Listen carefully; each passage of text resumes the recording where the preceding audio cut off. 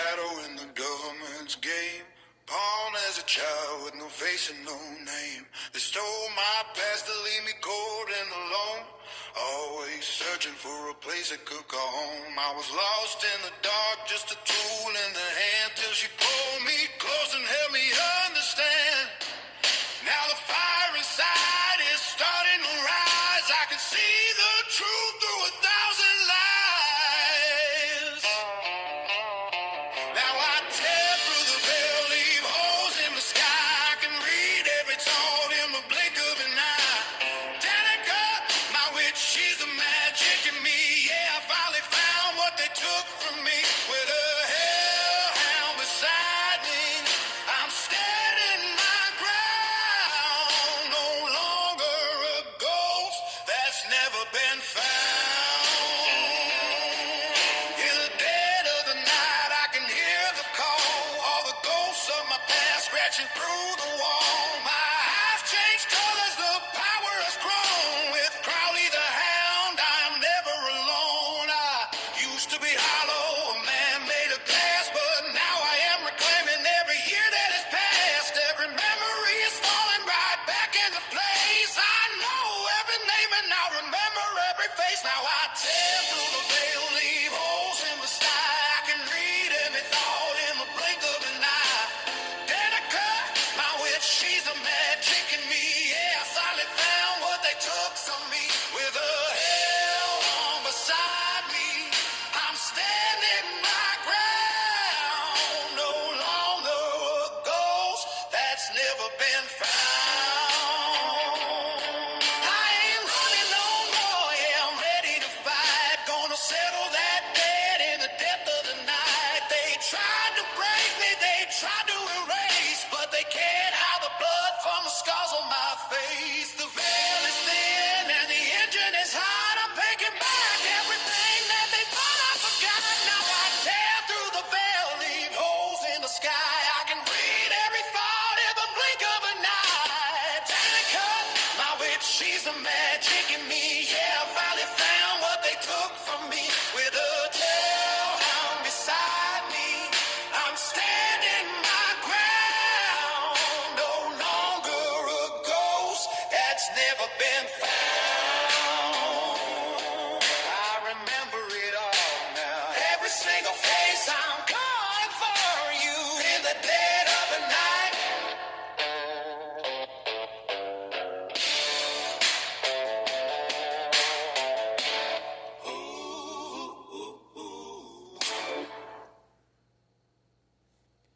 Hello, everybody.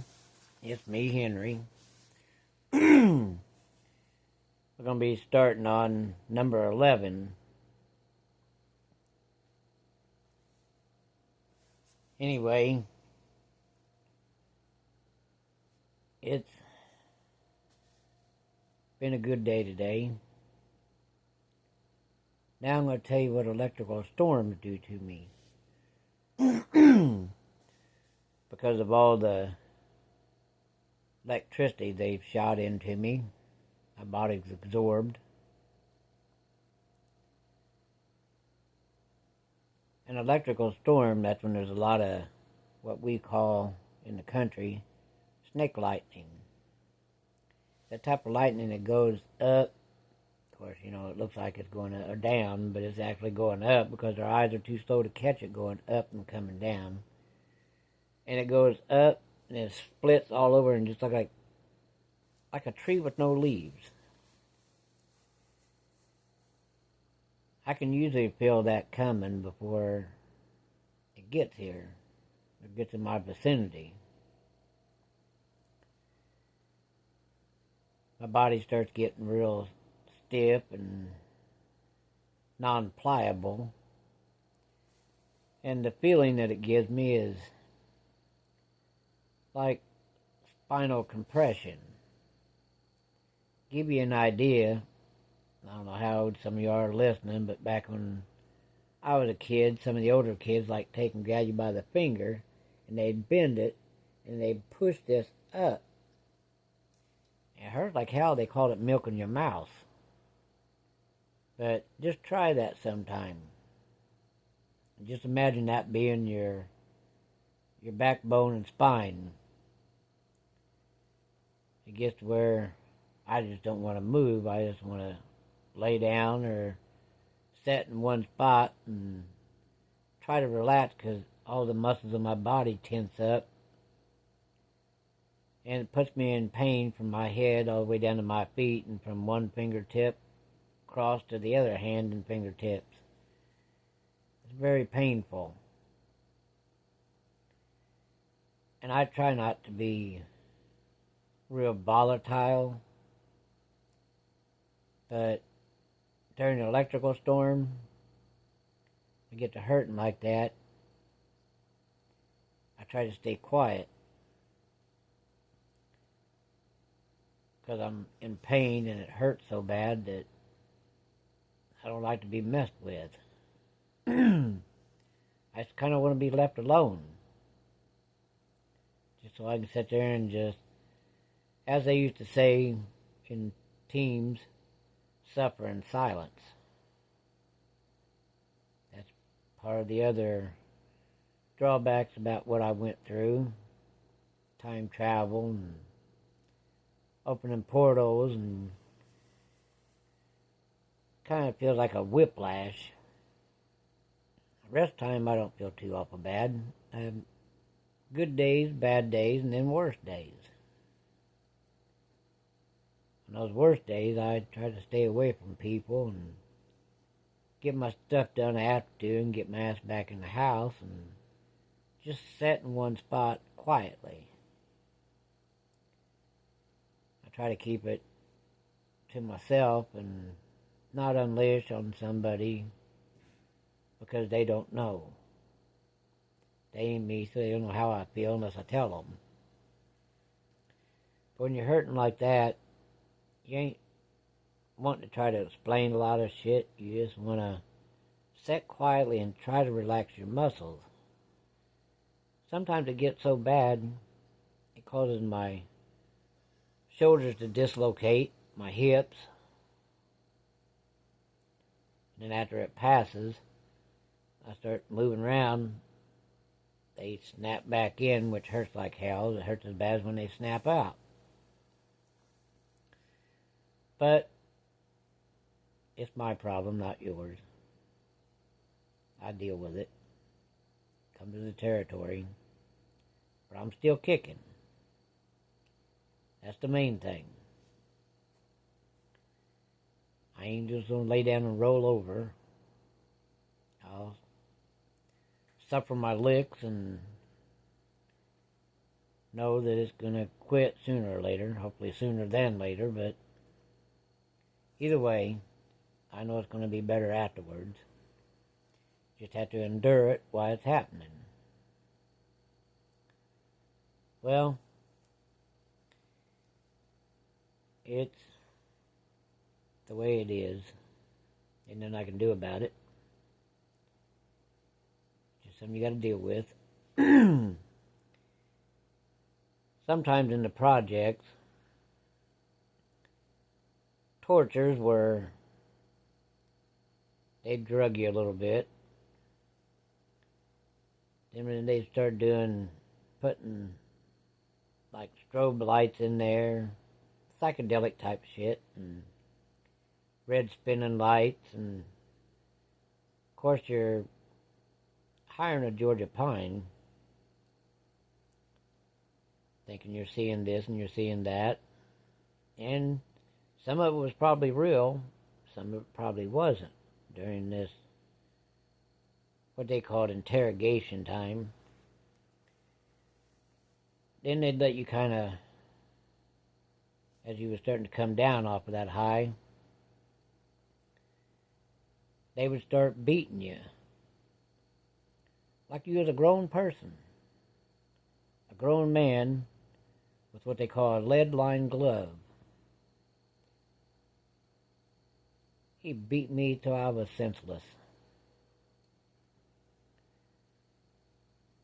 They'd let you lay there, and of course, you know, in the state you was in with the different drugs they pumped into you and the beatings, you'd mess yourself.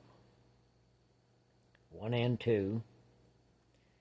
Not that I'm proud of the fact, because I'm not. And of course, you couldn't get your balance to get up, so you laid and wallowed in your own feces. Your 10-100 and your 10-200. And for you people that don't know CB talk, that's a piss and a shit. Which could have been several of them. You was wallering in that, stinking like a cesspool, seeing all this weird shit going on, these weird lights.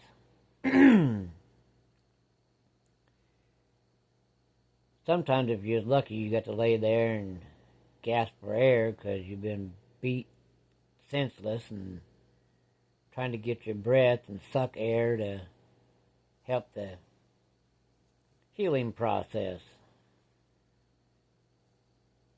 Then you'd be drugged through a darkened hallway to another room, and you'd go through a door and they'd drag you down the steps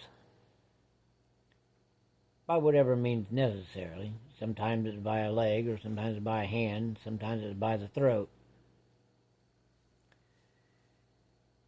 And I always dreaded seeing that shimmering water. They put you in a cage, then they'd lower that cage into the water.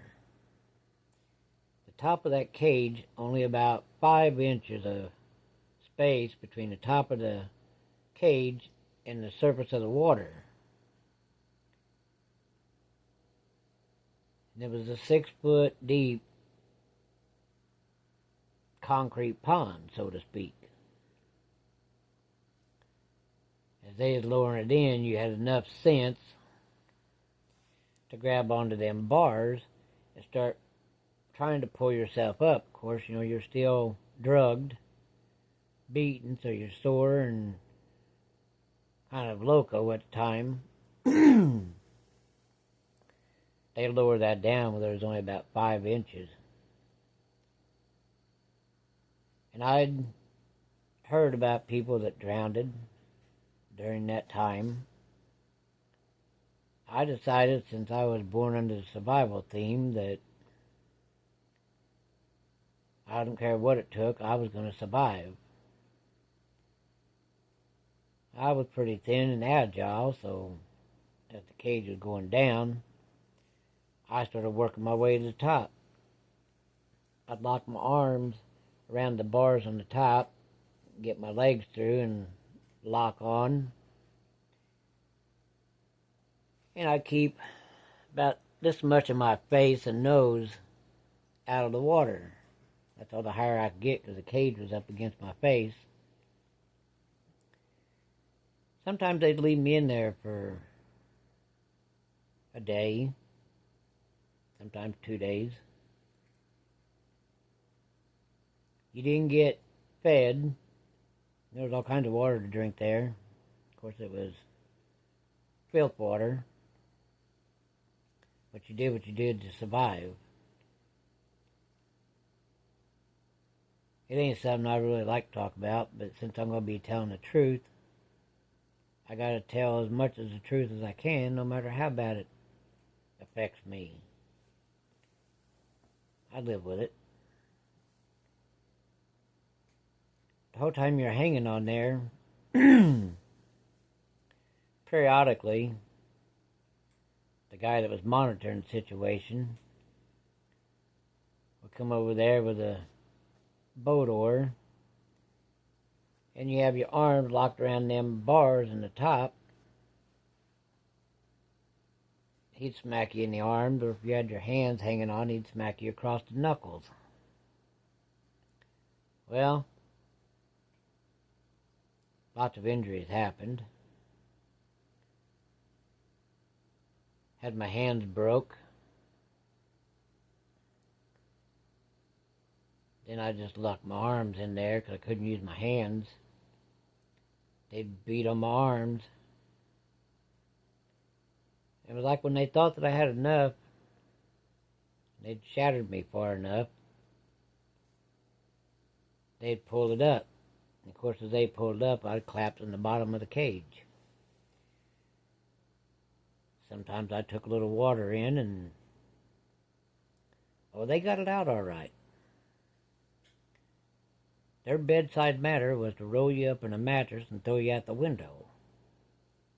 Just to give you an idea about these people. They wasn't nice about getting that water out of you.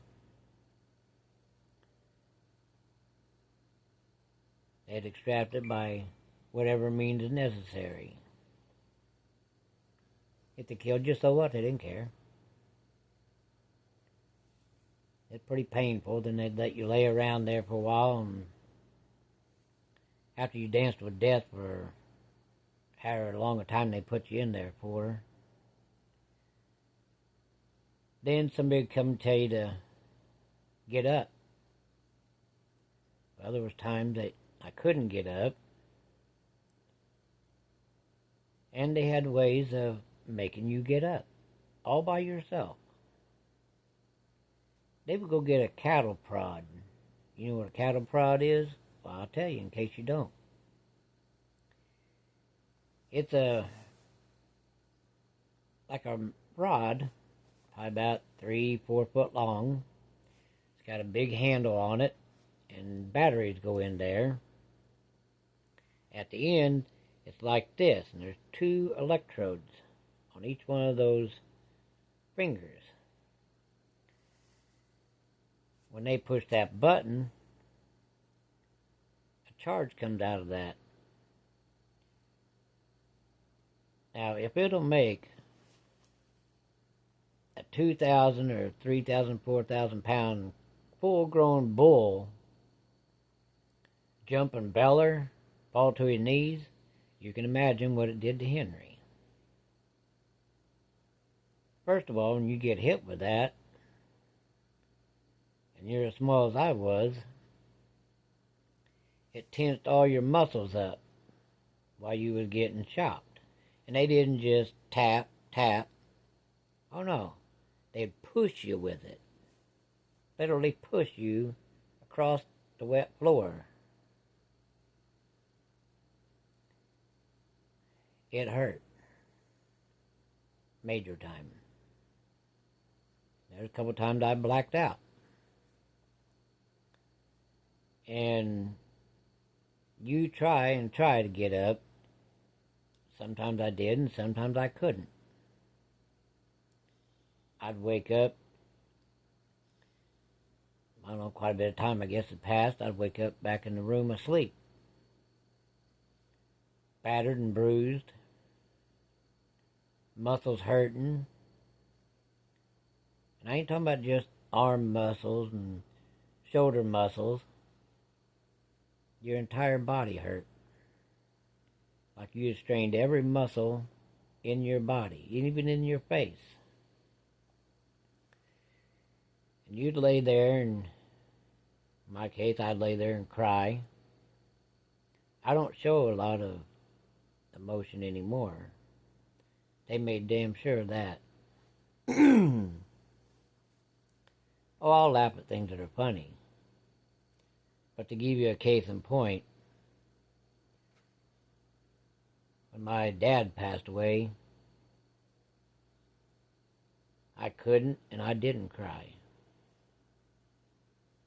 That's the way they made me. I can't help that. That's just the way it is. Well, they'd let you lay in there, and of course my hands were put in a cast.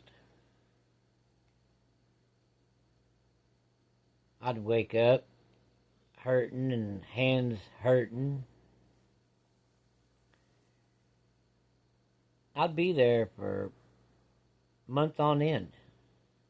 But because they was taking me through portals back and forth, it was like in your time or real time, time stopped while my time kept moving. Then they would bring me back and put me at the time that I was supposed to be in. Well, some of those tortures could be really heinous. There was another torture where they tie your hands, hang you up on looked like a meat hook. It was on a trolley, just like in a locker. They'd hang you up there, and they'd take looked like a piece of bamboo, great big bamboo, and it had been split, like a kendo stick. And they'd beat you with that thing. And the tortures could be over just anything. Most times it was something you didn't even do. Because they was trying to shatter your mind. Well, this is something I learned that was part of me, but it had come out during one of these sessions when they had me hung on a meat hook, beating me with a kendo stick. They said they was tenderizing me. What they was really doing was bruising and breaking my ribs, trying to cause the mind to fracture. And once that time they did it. Now the whole time you're hanging up there, the room is dark and there's just a light right where you're at. But you can see a window and there's people in there taking notes and watching, just kind of like they're watching a football game. Sick bastards. I was getting beaten. Well, I gotta be careful what I say on YouTube, because YouTube will put the screws on me. But I'll try to explain what happened as best I can in a decent way. They would beat me trying to fracture my mind. They succeeded. But because I was an experiment and they was experimenting with me and on me, they didn't understand what it meant to fracture my psyche, my brain, whatever you want to call it. Well, while they was beating and having a good time at it, I was suffering, and finally it happened. My psyche split. Those three entities in me went from being inside of me somehow into the room where these people are sitting there watching, taking notes, and probably eating bonbons, drinking Coca-Cola. And I vaguely remember it, but I do remember it. It was right before the lights went out. Them people in there was getting mauled. Literally mauled by something that none of them could see. And the next thing you know, one by one, I felt them come back into me and my body give out. It said, "Good night, Irene," and everything went black. When I come to in my room,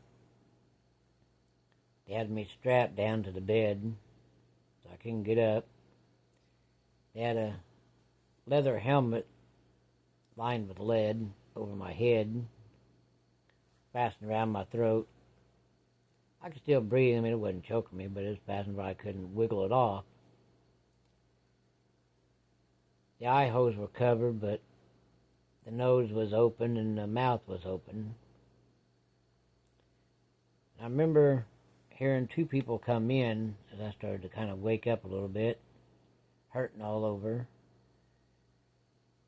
And I heard a guy's voice, and he said, "I got my female assistant here that's going to try to ease your pain a little bit while I talk to you. There's no use you trying to use your brain to do anything again, because with that helmet on, you're confined, you're controlled. He goes, by the way, that was a good example of what we was hoping for. We lost 4 good people. As if I really gave a shit. Well, he said, you're going to have to pay for that. And I was kind of laying there thinking, I think I paid enough. He goes, but we'll talk about that another time. You just lay there and she'll give you directions on what she needs you to do, whether to roll over on one side or the other or whatever. And of course,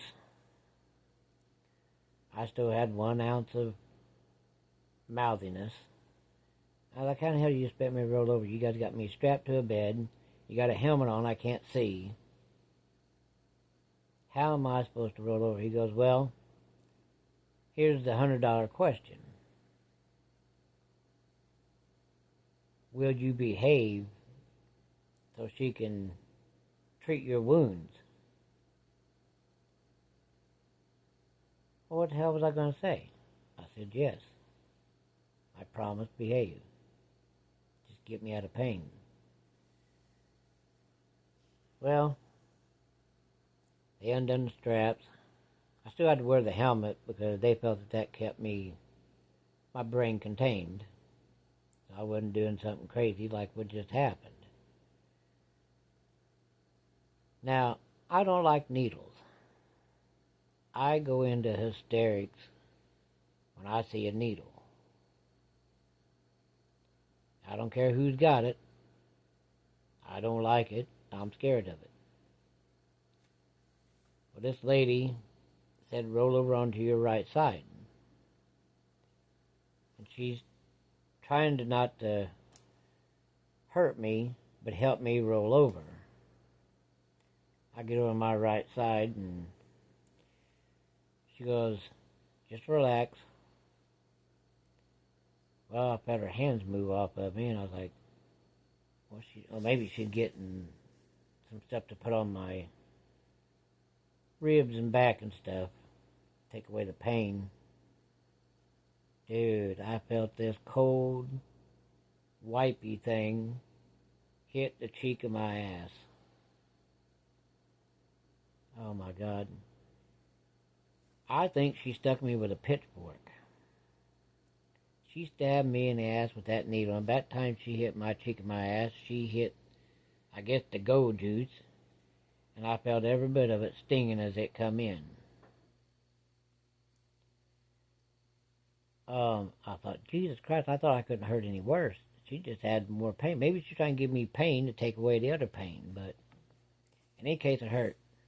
I'm just glad I wasn't able to see it, because I probably would have had to break my promise and probably would have knocked her teeth out. The guy said, okay, start at 10 and count downward to 1. I didn't make it till about 7. I was out like a light.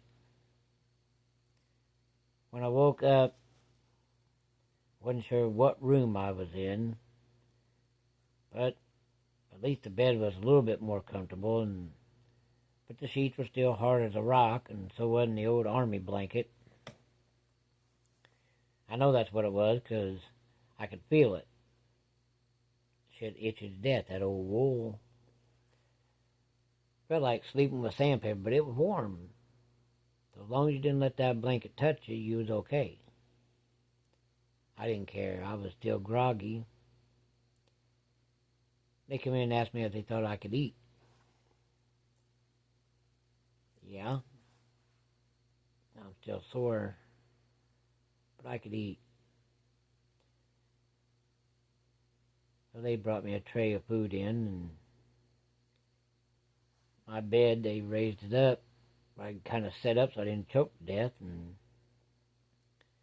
guess they didn't trust me, so they was feeding me with a spoon.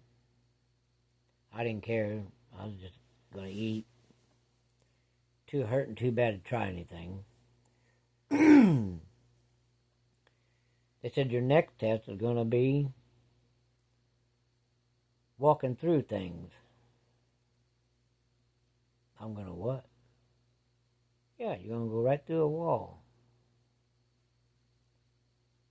I thought to myself, with or without help?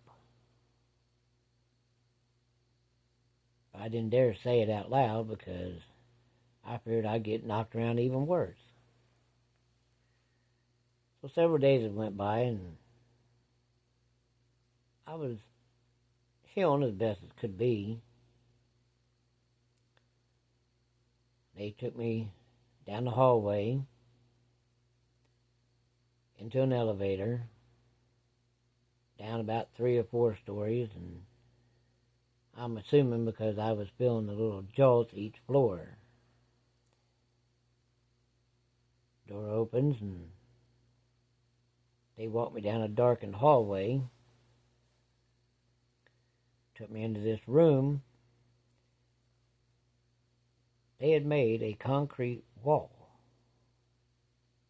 It was just a bunch of cinder blocks cemented together with concrete. You could walk all the way around it. The guy said, I got a guy that's gonna, you won't see him do it, but he's gonna explain to you how it's done. That was my introduction to Duncan Cameron. I never did like that piece of shit. Always thought I could have got my hands on him. I'd have wrung his neck like a chicken. That son of a bitch was just as squirrely as they were. He steps forward and he goes, now you're just going to walk like you're walking down the street. First, you got to bring your frequency up. You've got enough energy in you that you should be able to do that. You practiced this before. He goes, now I'm going to give you 15 minutes to go to an altered state and raise that frequency. When you're ready, you'll stand up and just start walking right through that wall.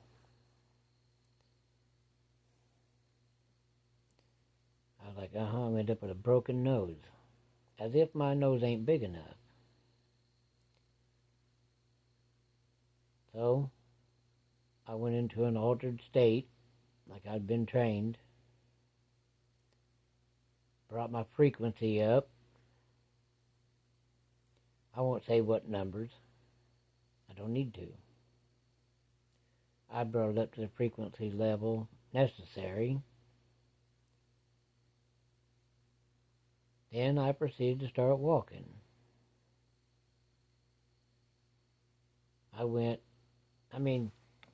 Basically what I had done was opened up an invisible portal that went through that concrete, them cinder blocks.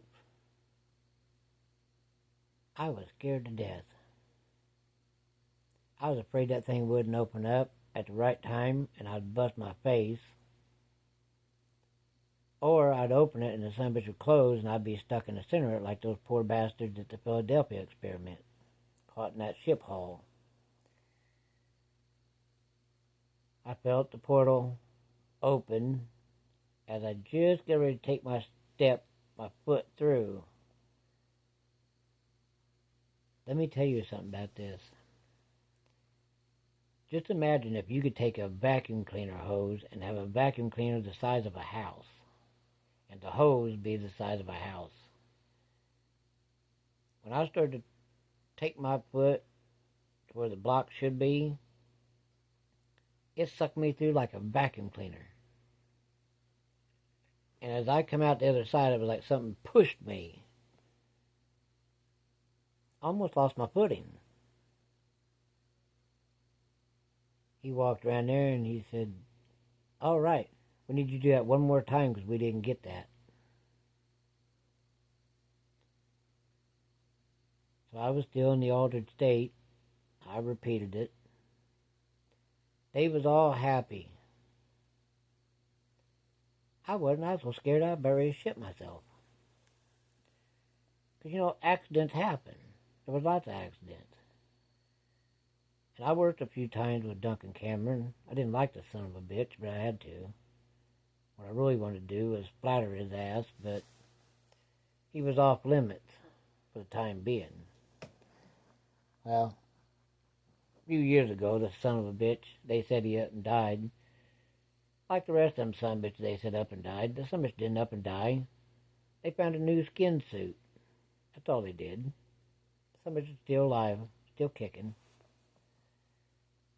Too bad they wouldn't have fucking died and went on. But anyway, that was my introduction to Duncan Cameron. Later on, I met that old bald-headed old son of a bitch. And I really didn't like Al Bielek. Them two have cooked up a story that they was in the Philadelphia experiment. They was not. They were pedophiles. They were in trouble because they left our country and went to another country and they was in trouble and they got extracted. Well, they had to have a cover story, so the cover story leaked through a bumbling idiot was that they was in the Philadelphia experiment and they showed up at Montauk because they jumped off the ship. They're full of shit. I know the story about those two. Just like I know the story about Preston Nichols. There was another fucking pedophilist. Those three were set for termination in these other countries where they thought they'd get by with it. For being pedophiles. So, our dark shadow government, people at Montauk and some of the hires up, decided since they had some brains, they would bring them over.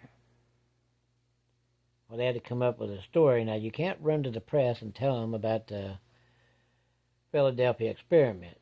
So they went and told a bumbling idiot and fed him the lie long enough that he believed it. He went and told a guy that wrote a book.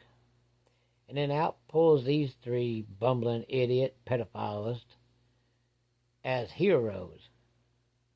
Now, don't it sound kind of ironic? They show up as heroes and they wind up at Camp Hero. That's a fucking slap in the face and a spit in the crack. But in any case, Al Bielek made the crack one time on an interview that the Montauk boys should have been paid. What good would it have done it for us to be paid? In my case, my parents got paid, my family got paid. I didn't get paid shit. They didn't even offer me shit. Al Bielek thought it would be okay, the torturing, drugging, and all the shit we was doing. It'd be okay if they just pay us. Well, Mr. Al Bielek, if you're listening somewhere, you son of a bitch, I ain't no goddamn druggie. I ain't no damn alcoholic. I don't drink nor do drugs. So, you can take your thoughts, roll them up in a tight little ball, shove them up your ass, and set fire to them. That's what I gotta say about you, you piece of shit. But anyway, I run into all three of them people. That's how I got through that wall. It's not like a lot of people think. They think, oh my God. No, the secret is you open up a portal and you step through and it takes you to the other side of that wall. That's the secret. That's what really happens. No strings, no big hurrahs. That's the simple brass tacks of how you walk through a tree, you walk through a wall. It's the portal. A tear through fabric of time. You tear a hole through something that is solid and go into that tunnel through it. The tunnel goes through it. All you do is split the veil by opening a portal. See, there's no real great mystery to it. It's all right there in plain sight. As long as you understand the workings of it. That is the bare bones workings of it. I could have used some big fancy words and come up with a bunch of mumbo jumbo like some of these other people do on YouTube. Try to dazzle you. I ain't here to dazzle you. I'm here to tell you the truth and break it down in layman's terms so everybody can understand. It don't mean I'm magic, but in order to open that portal, I had to bring my frequency up, go into an altered state. So that's how it's done. These creatures, Bigfoot, Dogmen, any other creatures, that's how they do it. Just plain and simple. No frills, no spinning tops, no booby twisters. That's just the way it is. That's the bare bones facts. So, there's no great mystery really. It's just simply opening up a portal through a solid object. It's kind of like if you could run a straw through a concrete block. You could just walk through it. Simple. So there's that. It works the same way if you want to go back in time. You can do it with a Jacob's ladder. About anything. Portal. That's just the simplicity of it. Just the way it is. Well, after that little episode, they give me a few days topside. So I kind of bask in the sun, kind of like an old seal on a rock out in the ocean. I took the time to think long and hard and listen to the birds and smell the fresh air. It didn't smell like bleach. I enjoyed every second I could. Because once you go down below, there ain't no sun down there. Just the smell of cleaning fluids, wax floors, you know. The smell of the wax floor and people coming in and out that don't smell quite human. And there are people coming and going all the time. I never got to see too many other test subjects. Once in a great while during the test, I might see them in passing. But as far as getting to interact with a lot of them, I didn't, only a few times. But I'm going to put another mystery to rest. There's some of these people out there claiming that Camp Hero is just a dead old military base. It ain't. There's a machine there that's still running. Why? Because there ain't no way of shutting it off. There's also a meter there, a brand new meter, that periodically gets replaced every so many years. And that meter is still functioning. And if you're lucky, you might get to see it. However, just be careful. Things at Camp Hero aren't always as they seem. We was doing a project one time, and these kids showed up. And they was watching them on camera, coming down to the level where we was at. And I was told, you just keep on doing what you're doing. Let's run this test. They won't see us. It's going to feel pretty funny if they walk through you, but they ain't going to see us. To them, what they're going to see is an old lab. That's it. didn't quite understand it. Later on they explained it. They was going to bring them into a realm that was just slightly higher than ours. Basically, they was going to see an empty building while we was still there working. And sure enough, they'd walk around and they had no clue that these machines were going. After a little bit, they left. I don't know whatever happened to the kids. They were just some people that come there nosing. Well, there were some other things they were doing at the projects that I was involved with. Of course, they're going to tell you, oh, it was Duncan Cameron.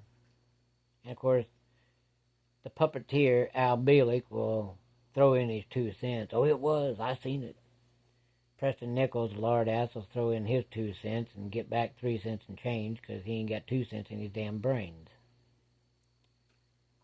He'll back up the story too, but it wasn't just him that did it.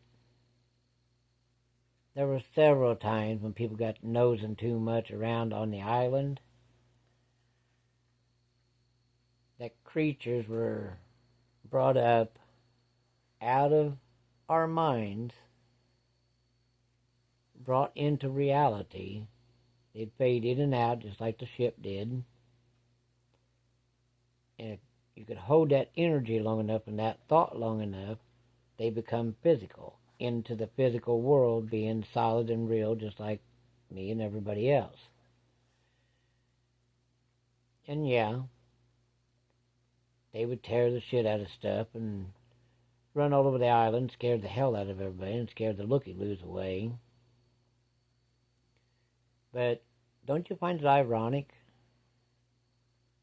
to never sent nobody there to do away with these beings? No, it was just to keep people from nosing. That's what it was. As soon as they left, they were sent to the abyss. Portal was open and they got sent through and it shut. End of story. So yes, there was beings that was created at different times out of my mind, Duncan Cameron's, that did show up on the Long Island and terrorize and tear up shit, scare the hell out of people. Some people got hurt. Some people worse. They never had a problem with getting rid of the unalive people. They just open up a portal and send them out to hyperspace. They had the ultimate dumping grounds. They're still doing that kind of stuff today. I won't mention no names, but there's still some people in the entertainment industry that has to get rid of some of those stiffs laying around. And they got people that sends them out to hyperspace and gets rid of the evidence. That's how that works. So a lot of this stuff can be explained, but Big Brother ain't going to tell you nothing. They're going to try to keep everything in the dark. They want us like mushrooms. Keep us in the dark and feed us shit. That's the size of it. Now, in the next video, I'll show you what happens when you really screw up and you decide you're going to use your abilities to fight back. Don't think because you're an asset that they can't get rid of you. Now, get rid of you can mean two different things. They can literally get rid of you, or they can tell you that, make you believe it, and yeah, technically, your body dies, and your brain. These people was into all kinds of things, and they'd bring you right back after a period of time. Yes, I said bring you back from the dead. They were doing all kinds of things. The American public, has no clue what was going on and still is. They could capture a spirit,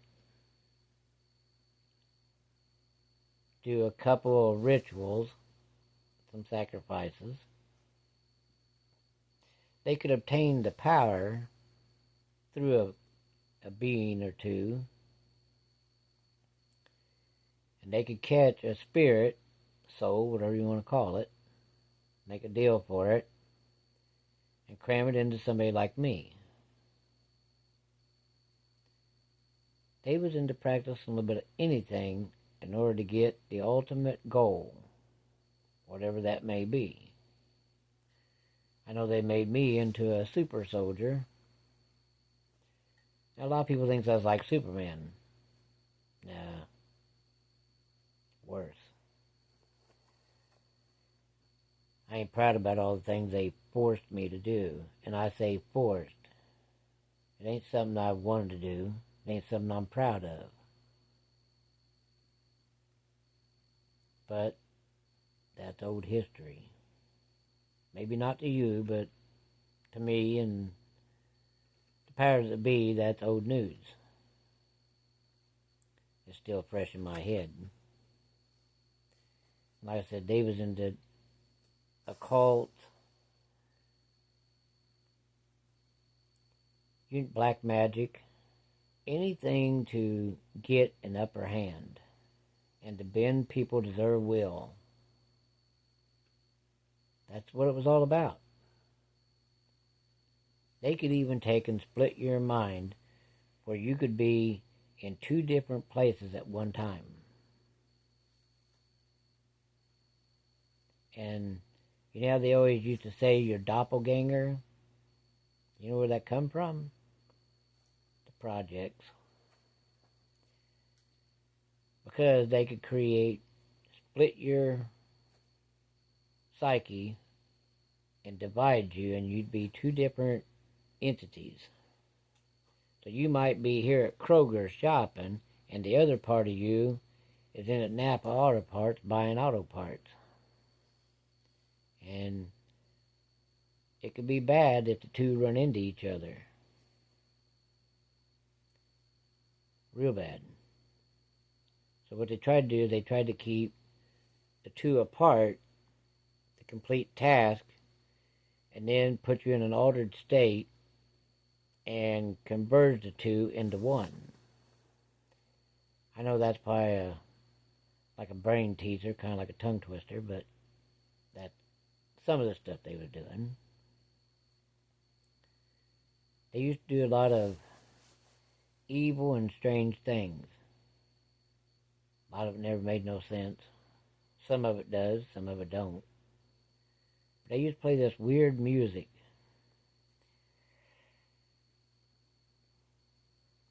Sometimes it sounded like classical music. Sometimes it could sound like other type of music, but it sounded like a warped record. That's the best way I can describe it. I don't know where the music come from. I never did find out where it come from, but anyway, I assume from Preston Nichols had something to do with that. And that music could do different things to you. Put you in different altered states. That's why it was being played. Well, who had a radio station? Well, in case some of you people don't know, Duncan Cameron and his brother, Preston Nichols. Now, I know you've all been told that Al Bielek and Duncan Cameron were brothers. They were. And so wasn't Preston Nichols. Of course, they didn't find out till years later. But yeah, that much is true. But anyway, they did have a radio station, and nobody was supposed to know about that. But up there, hell, since we're going to be telling it all, might as well just go ahead and tell about that too. So how did the music get in there? Preston Nichols.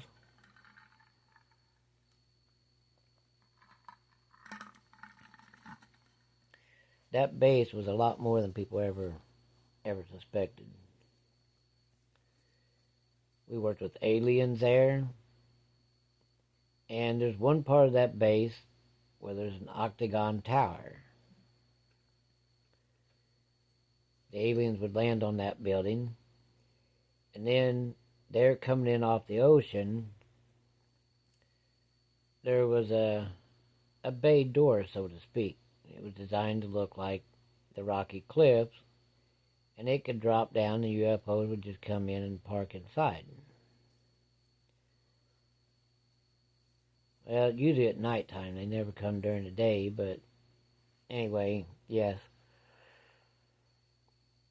Did work with aliens, the Greys. And I don't know what you call them ones that look like lizards.